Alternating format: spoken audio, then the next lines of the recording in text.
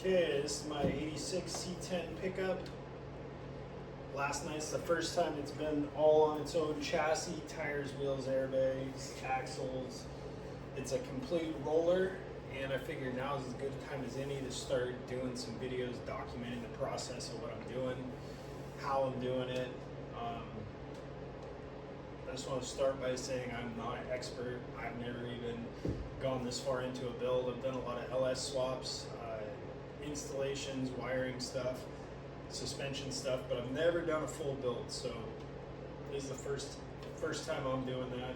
I just want to get some videos out on what I'm doing. I get a lot of questions on Instagram about what I'm doing, and honestly, I just want the information out there so other people can see it too, because when I started doing this stuff years ago, we had magazines and some TV shows, but I want people to see the process of how I'm doing this and what they could do if they want to do this same stuff to their truck. Honestly, this is what I do for fun. I come out in the garage, I tinker with trucks, I screw around with fixing stuff, and it's a lot of fun to me. I think a lot of other people have fun with it, and I want to start showing what I do and how I do it, and why and how, and all that good stuff. Start with the story of this truck. I got it, how I ended up with it, all that stuff. So I had an 85 brown and tan long bed C10 that I LS swapped. The truck was great, I loved it, but I also was looking for other ones because I really wanted a short bed. I saw a picture of this one online, and it just showed like the front end, and that was pretty much it in the picture, and I'm like, it's got to be a long bed. The guy doesn't show the bed. So I called him up. He's like, nope, this is a short bed. This is a diesel. It's a 5-speed. I'm like, that's weird. I've never heard of a diesel short bed 2-wheel drive C10. Never even heard of one. So I was like, okay, I'll bring my trailer because it can't be running being the diesel. And he's like, yeah, it's running. So call my wife, kids, dad, all 4 of us go down to Gig Harbor from Stanwood, Washington, or from Camino Island, Washington. Go all the way down there, check this truck out. The battery cables were so corroded I couldn't get it started. It was back in an auxiliary building at this guy's house, which, by the way, this dude was pretty much Tiger King. Giant piece of property in Gig Harbor, Washington. A bunch of buildings on it. There was like some sport courts with like cages all around it. It was very strange. But we get there, he shows us where the truck is in this auxiliary building. Doesn't run, we get it running, and then he starts telling me the story of it. Once it's running, he says, yeah, it was my brother's. He used this truck to haul ponies around the US with a 5th wheel, and that's where we get the dent on the back, the dent on the bed. The 5th wheel fell off one day and dented the bed, the tailgate, and this dent's from the 5th wheel also. So I'd like to leave the dents because they all tell a story, and you don't always get to know the story of the dents, but I do know these stories, and I think it's pretty cool. I think it's pretty cool this truck was used as a work truck. I also think it's pretty cool that this company here did the swap for the 6.5 and the MB 4500 5-speed, and it still has the badges on it, and I got the story of like why the guy did it, because he drove it all around and it ended up he blew up the 6.2 that was in it and wanted it to drive better on the freeway, so he put the 5-speed in it, and all that I thought was a pretty cool story of the truck. When I got it, it had a auxiliary tank in the bed, it had running boards on it. I'll throw some pictures up of what it looked like, white mirrors, and I got it home and did what I do when I get an old truck, is I just strip it out. I get everything out of it, I clean it up, I buffed all the overspray off the paint, brought the paint back to life the best I could, and it ended up being a really clean, nice looking truck. I left it stock for a while. I got the wheels powder coated with new tires. Then I was pretty much dead set on lowering it, so I did the notch in the rear, lowered it, I did the Hurst shifter in there instead of the straight one that it had. I It's a nice chrome. I'll show you guys how that looks. But just did a couple things to it and left it fairly stock. The engine always stayed how it was when I got it. Same with the transmission. All that just worked how it should. Fast forward a few more years after going to some shows, after seeing some trucks, I went to Dino's and got tons of ideas. I was like, yeah, this truck is to the point where it needs to be bad.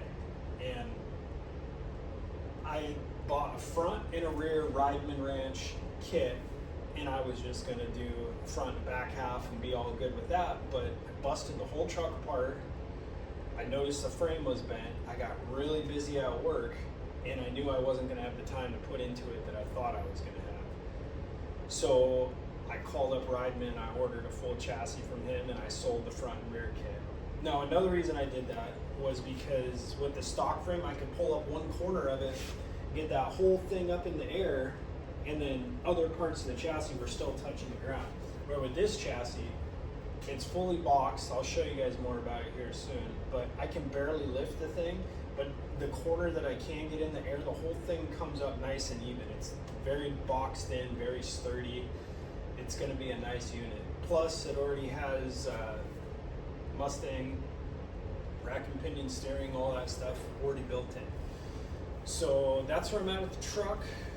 I don't want to sit here and talk all day, so I think what I'll do is just do a walk around of the truck, show you guys everything I've done to it as of now, and then everything going forward I'm going to document in the videos so that everybody can see what I'm doing, and feel free to comment, because I'm not a professional. I don't know what I'm doing exactly.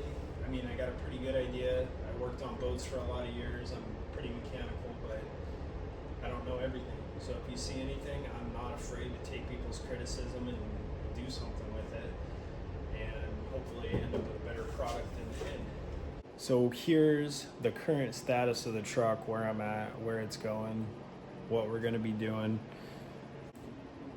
It's fully laid out right now. The air is out of the bags. Chassis lines up with the floor. Well, the chassis is all the way on the ground. In that pinch molding, I set it up where it is just barely, it's like the ground with the chassis. I got 15-inch stock wheels. I love the look of these laid out. I actually love how they ride too, but I do like 22s. So we'll see what I end up going with. But right now I'm liking the 15s, and I may try something different and just run them. I do have brakes that I got from Patrick at Mr. G's Classics. He gets them from Little Shop Fab. It's a really nice kit. If you give him a call at Mr. G's Classics, he'll get you set up with the right ones. These are CPP spindles that come on these frames, and the Wheelwoods bolt on the back of those with a bracket. They're D52 Wheelwoods, dual pistons. They're actually really nice brakes. They're not huge, but we're not building a sport truck here with this big heavy diesel. This thing's like 600 and something pounds. The chassis, Rideman Ranch, it's a full chassis. It goes all the way to the back. It's fully boxed. It has rack and pinion, tons of adjustment.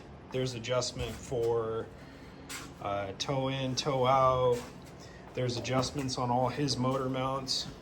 I'll show you. It all slides. There's adjustments down there. There's adjustments for the transmission. Everything just bolted in. And we have tons of room on that firewall. Tons of room everywhere. One issue I'm running into is that turbo is gonna stick above the hood. So I'm gonna get some manifolds built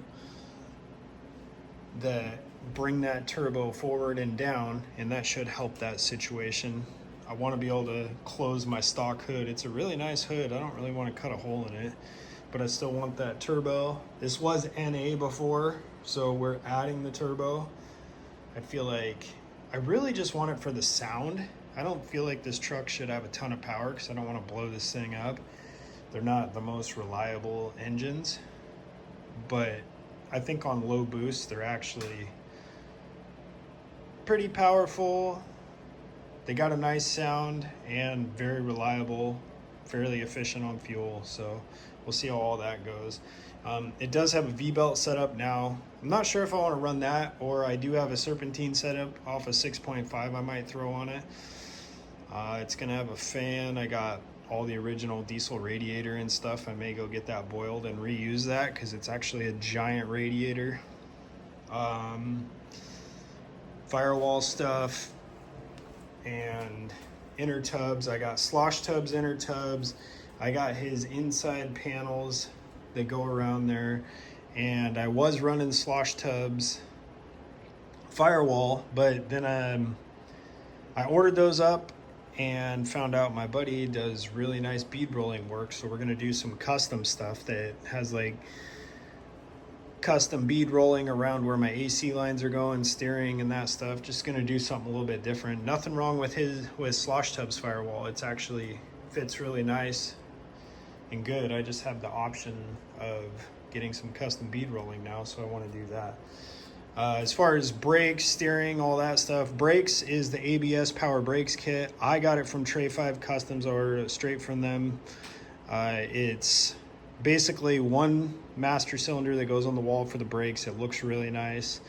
And then there's 2 hydraulic hoses that go under the truck to a hydraulic pump, and that's what powers the brakes. Instead of hydro assist they are hydro assist, but the pump is the electric pump, not the power steering pump, because I didn't want the extra lines. And I don't like how with the engine hydro assist brakes, sometimes you feel a difference in them sometimes depending on the RPM, and I've heard these are a little more consistent, and I like how it tucks under the truck. We're just going to try it and see how it works. I did it ball mount for the steering that comes out there. The steering column is actually going to go out and get rebuilt, but I'll definitely do a video on that when it comes back in. And then that's where my windshield wipers go.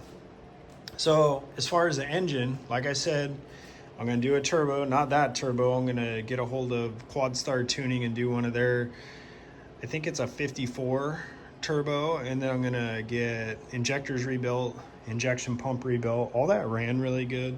Nothing really leaked on this motor. It is dirty, but I mean, nothing leaked. It was actually a very reliable setup for a lot of years.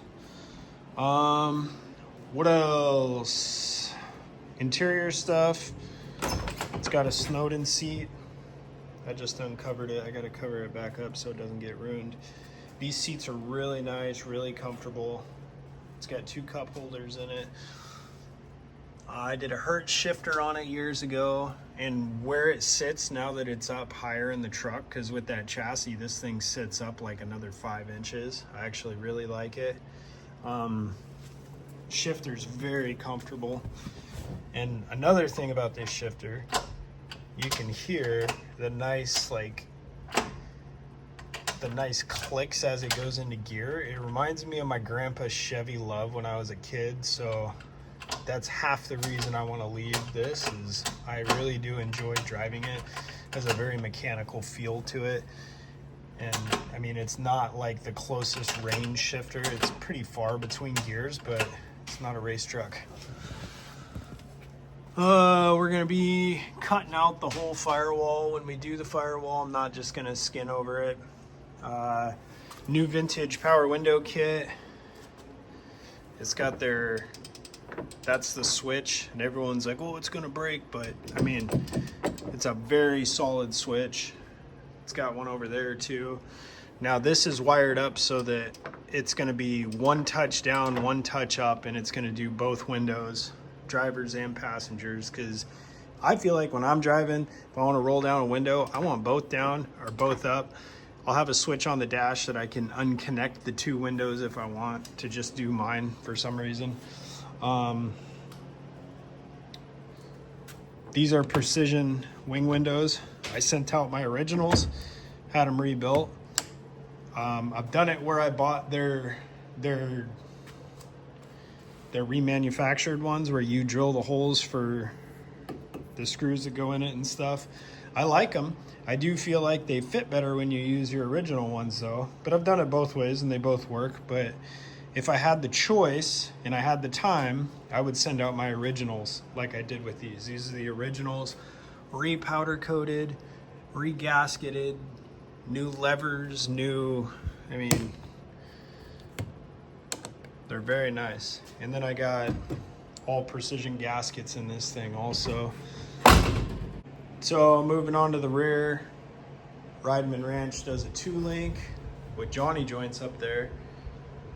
Trying to remember those from my Toyota days, which is cool. 2-link with a Watts link in the rear. The Watts link is not hooked up yet. It's got bag over axle. I might do bag over bar. I'm gonna try some different airbags and see if I can get a little more lift out of this, because I'm not quite getting the lift that I want out of it. I'm gonna run this 10 bolt. It's 308 gearing. I had 342 gears in this, but I figure with the diesel, adding the turbo and then going 340 or 308s instead of the 342s, this thing's gonna be a cruiser, which is why it's getting built. This thing is gonna be for road trips and it's gonna take a lot of them. The gas tank is a Boyd's welding tank. It's gonna actually sit up higher because you can see that's too low. I just wanted to try it down there to give me a little more room, but I'm not comfortable with that. So it'll be up 6 inches higher on the top of that rail, which I'm fine with that. And then one air tank will mount across the back there, and then my 2 compressors, and then battery, and that should be the back. And I haven't decided, I know the bed floor is getting raised. I want it all one level. I haven't decided if it'll open or not.